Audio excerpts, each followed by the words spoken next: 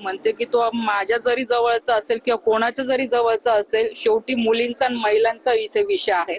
तो माझ्या जरी जवळचा असेल तरी त्याच्यावर ऍक्शन झाली पाहिजे, किंवा कोणाच्याही जवळचा असेल, कोणत्याही लोकप्रतिनिधीचा असेल तो जवळचा, तर त्याचा विचार न करता त्याने ज्याने गुन्हा नोंद केलेला आहे त्याच्यावर ऍक्शन झाली पाहिजे. कायदे आहे पण त्याच्यावर ऍक्शन कंटिन्यू घेणे किंवा त्याला कोर्टाच्या माध्यमातून सुद्धा बेल न मिळू देणे, अशा स्ट्रॉंग पद्धतीने याच्यावर ऍक्शन घेतली पाहिजे. प्रश्न म्हणजे मला पण हाच पडलेला आहे, जर पोलीस आमच्या प्रोटेक्शन साठी दिलेले असतात आणि ऍज अ फॅमिली म्हणून जर मी गार्डला जर त्यांच्या प्रोटेक्शन साठी पाठवलेला आहे, तर कोणाची हिंमतच नको व्हायला की ड्रेसमध्ये असताना कोणी पोलिसावर हात लावू शकतो किंवा पोलिसांवर दादागिरी करू शकतो. हे कुठे ना कुठे म्हणजे अति ह्या सगळ्या गोष्टी वाढत चाललेल्या आहे, तर याला कुठे ना कुठे आळा बसणं गरजेचं आहे.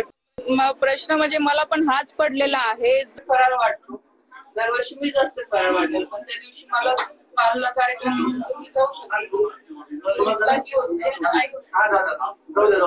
आई वगैरे तिला नंतर म्हणजे हेच सेम पोरं त्या दिवशी तिथं चक्रा मारत.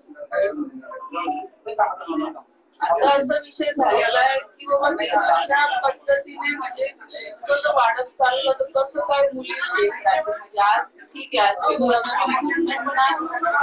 म्हणूनच मी आज तक्रार करायला आली, कुठंतरी म्हटलं पाहिजे साहेब. म्हणजे अशा पद्धतीने इतकी दादागिरी आणि गाडला हात तू कसं काय लावू शकतो. आणि ह्या मुलींना असं ह्या पद्धतीने ते सांगतीलच तुम्ही त्यांची जॉब वगैरे घेणार स्टोरी काय घडलं काही नाही, पण अशा लोकांवर ऍक्शन झाले पाहिजे, त्यांना उचललं पाहिजे.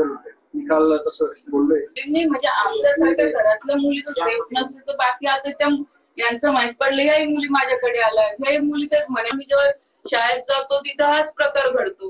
मग असे मुलं जर शहरात फिरत राहिले तर कोण सेफ आहे उद्या.